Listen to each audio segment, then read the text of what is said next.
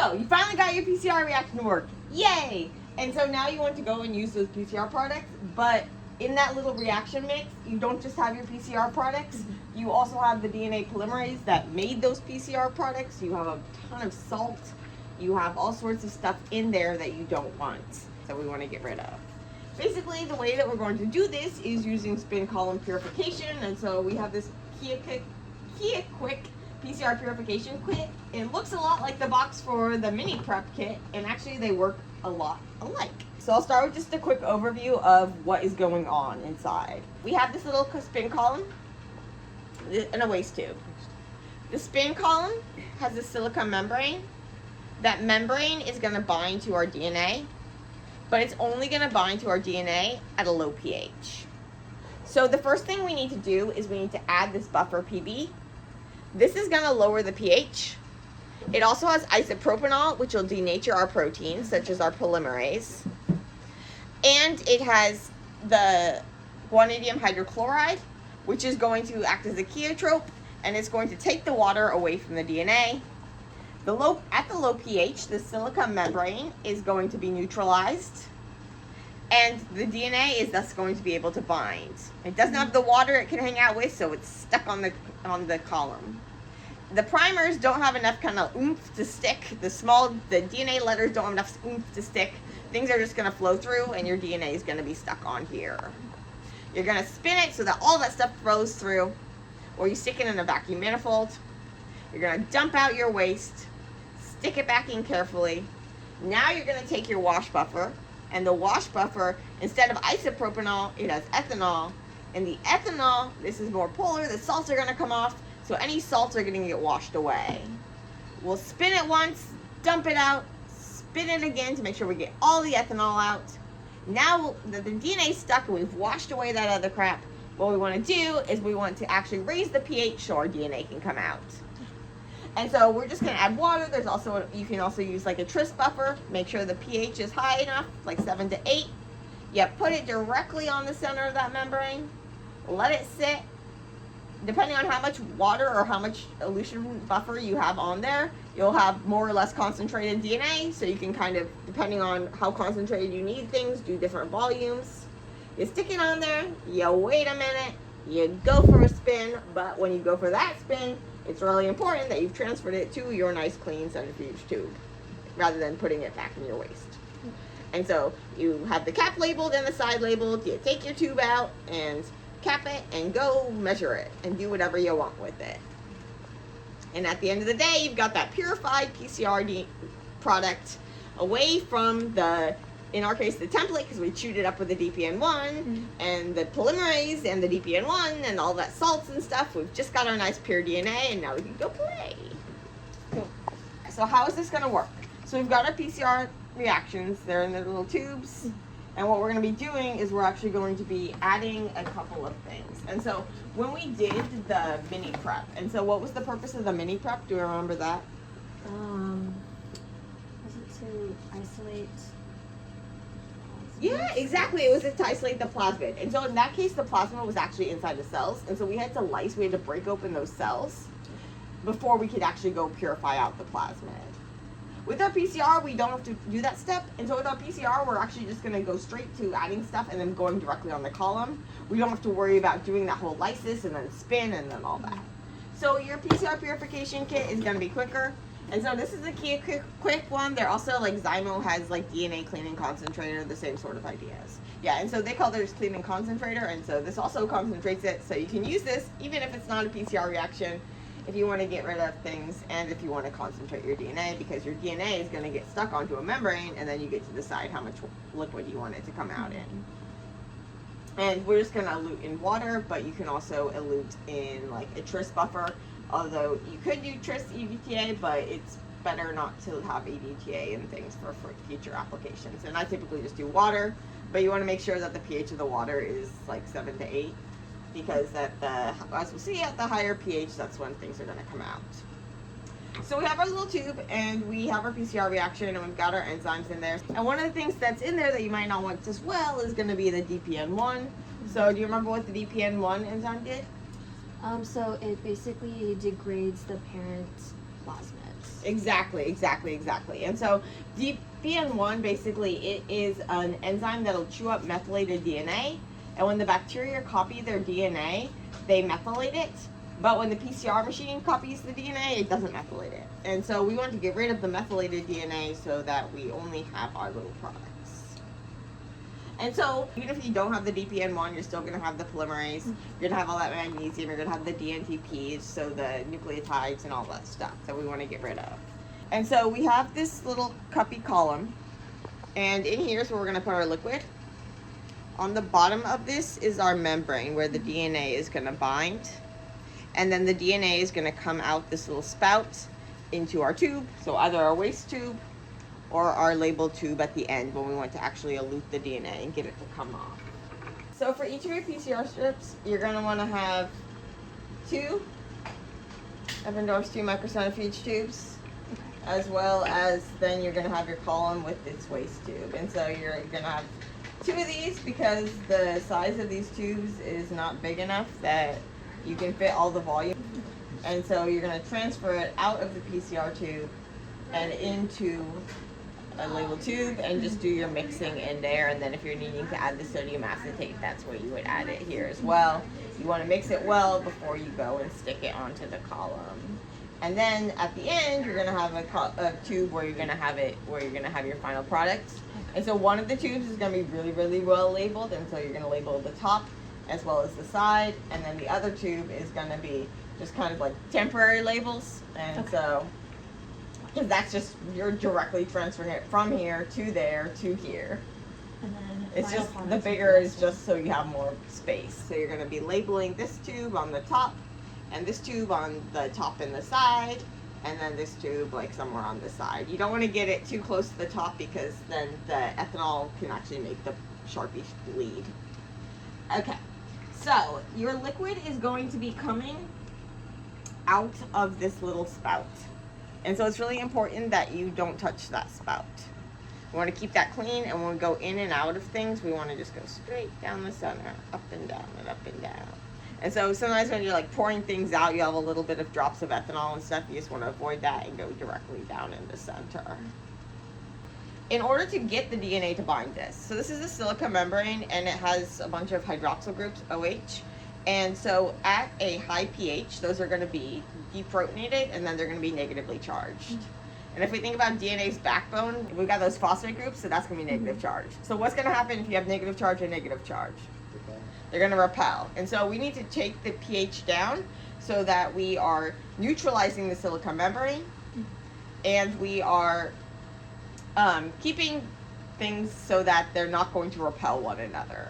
And what we're also going to have in there is we're going to have a chaotropic salt. So we have guanidinium hydrochloride. And what that does is it's going to kind of steal the water from the DNA. And so we're basically stripping the water away from the DNA. And now it's like, oh, where am I going to go? I'm going to go and I'm going to bind this membrane. Now the proteins. There are proteins in your mixture too. Thankfully, the buffer PB, it also has isopropanol. And isopropanol is going to denature those proteins, and so then the denatured protein isn't going to get in your way. And so our DNA polymerase, as well as the DPN1 enzyme we have in there, it's not going to be able to bind, but our DNA is. But our DNA only is if the pH is low enough. And so that's why there's a pH indicator in here. So if it's purpley, then it's too high, and you need to add the sodium acetate. And so you add 10 microliters of 3 molar sodium acetate pH 5, and that'll take the pH down. It'll get back to this yellowy color. That is going to be a state in which your DNA can actually bind to this membrane. And so then you have the isopropanol. It's denaturing the proteins. You don't have to worry about those. You've got your DNA that's binding to the column, and now you're washing the other stuff through. So you add 5 times the volume of your PCR reaction. Say we had 100 microliters of our PCR reaction. 500, exactly. And so some of ours we have 100 and some we had 50. So for the 50 we would do, yes, exactly, 250. And so we will add that to the mix in the little PCR strips. It's going to be too small. And so you're going to have to actually transfer it to another tube and then add it there. So that's what I like to do is I like to add it kind of in the tube and then kind of like pull it out. I'll show you. You do this kind of carefully. So you take up your liquid. And now what I do is I have the tube that I'm going to transfer it into. I come into my PCR tube and I go down and I kind of start the mixing in here.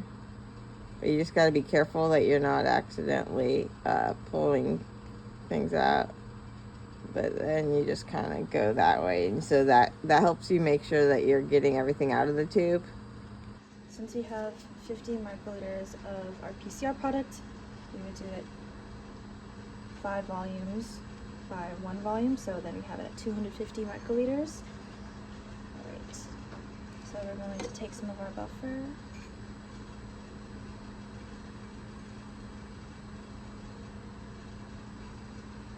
Yeah, just be careful not to get drops on the outside of that. Okay, if I just wipe it. Yeah. There we go. And then we're going to mix the buffer in our PCR product. Very carefully so we're not overflowing. Okay. But now we're going to transfer it to a tube and finish the mixing. Okay.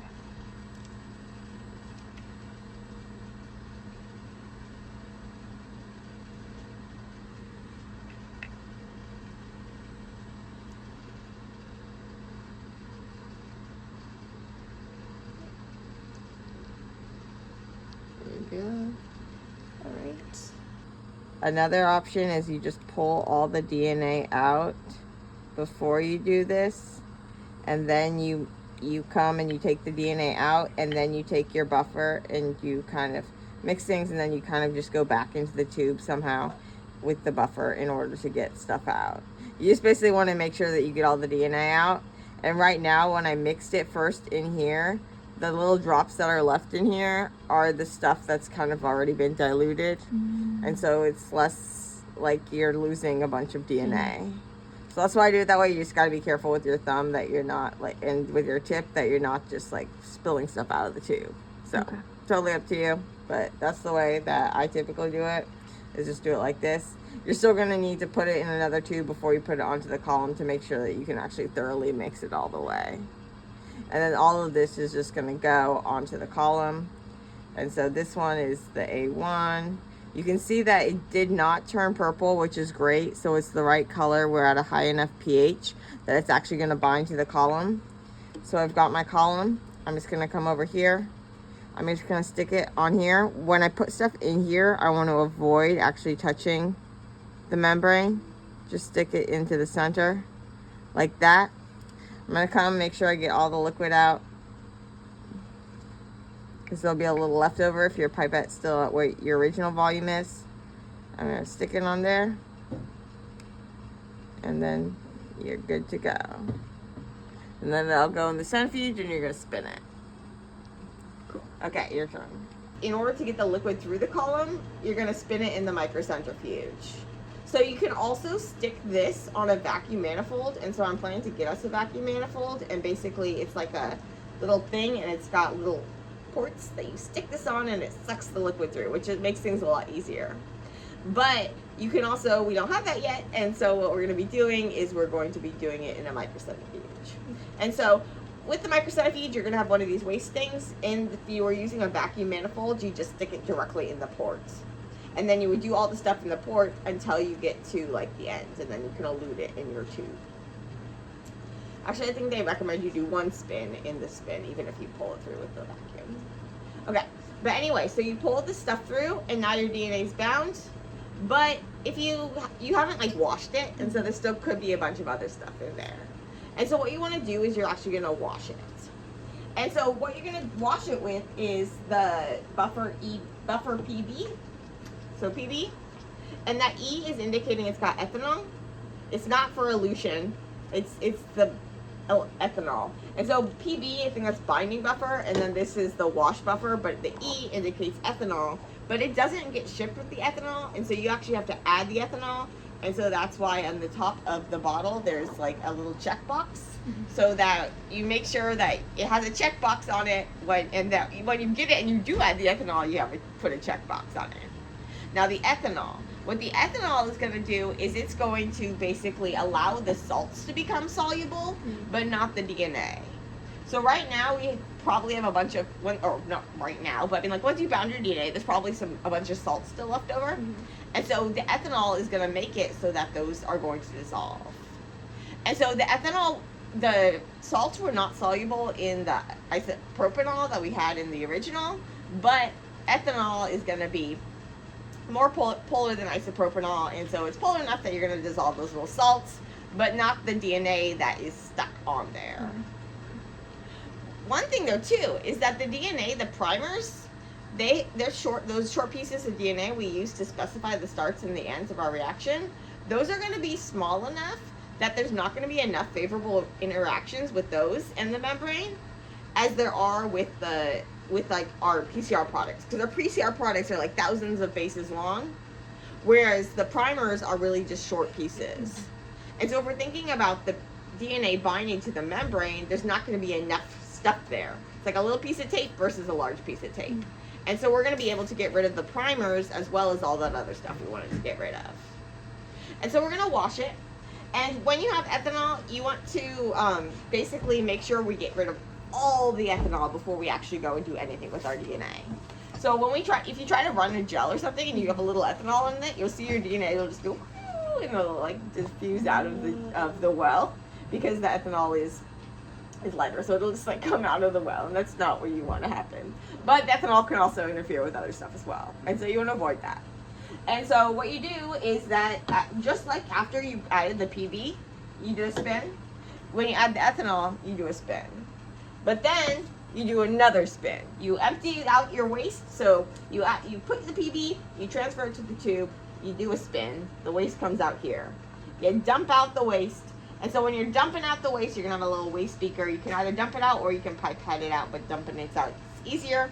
The problem though with dumping it out is then you might get little drops on the side, and so you just want to be careful when you go in that you're going right in down the center and you're not getting into those drops. Okay, and then what you're going to do though is you're going to do the ethanol wash. We're going to add 750 microliters of our buffer. And you'll do the same thing, and you're going to empty your waste, and then you're going to spin it again. Well, you haven't added anything, and that's just to make sure we get all the ethanol out. At that point, your DNA is stuck here. Everything else is washed away. And now you're going to come and you're going to take this over to your little tube that you've nicely labeled, and you're going to stick it in the center.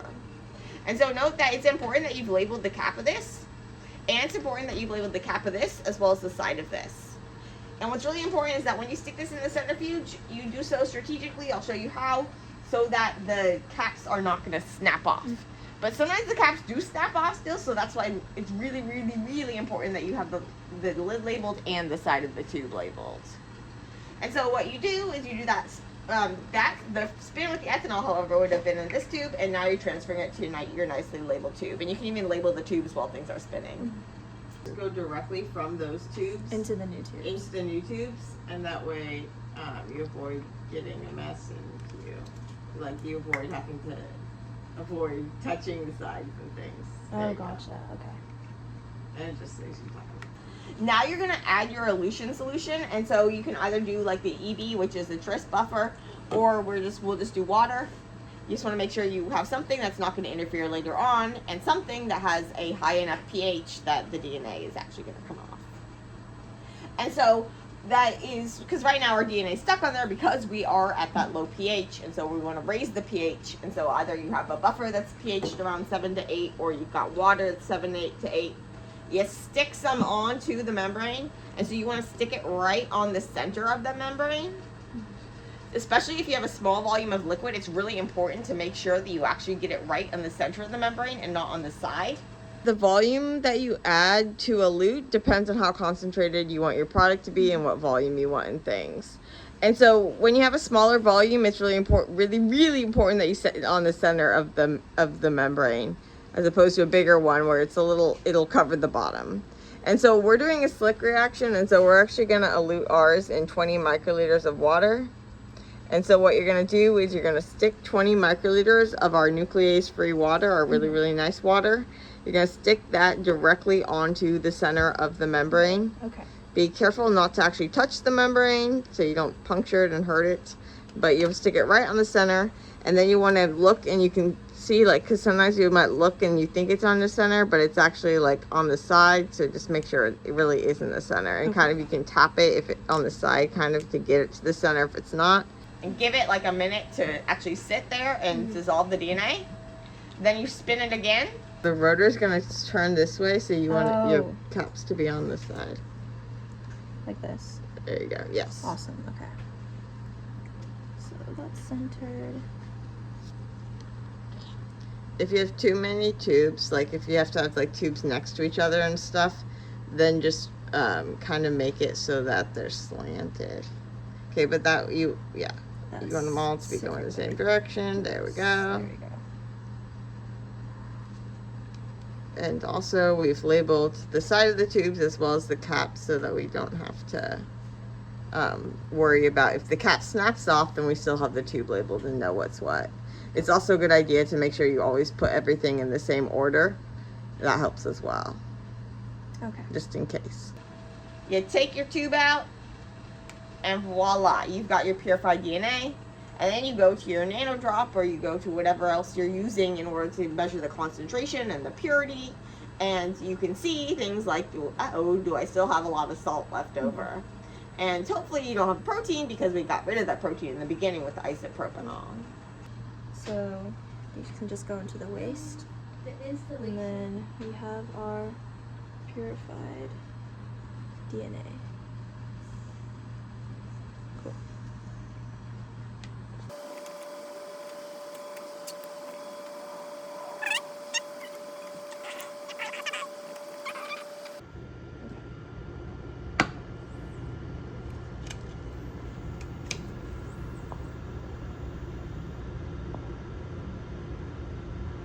Nice! Okay. Awesome. Awesome, cool. So that is our first one, A1 sample. And then, Time for the rest. yes. Cool. Great job, Karina. Cool. Awesome.